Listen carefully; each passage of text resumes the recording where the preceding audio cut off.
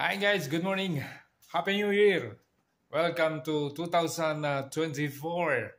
Ayan. At marami tayong pagkain dito na ipamimigay na rin natin ito dun sa ating mga kaibigan, mga homeless dyan sa dadaanan natin bago tayo pumasok sa trabaho.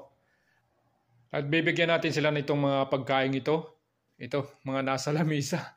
So, papunta rin naman tayo sa ating trabaho, ay aabutan natin sila nitong mga tinapay na to at saka ilang mga prutas. Yan.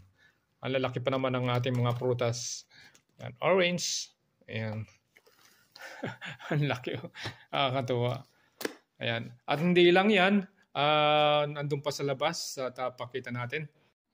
At idadagdag na rin natin itong mga dilata na to para sila naman ay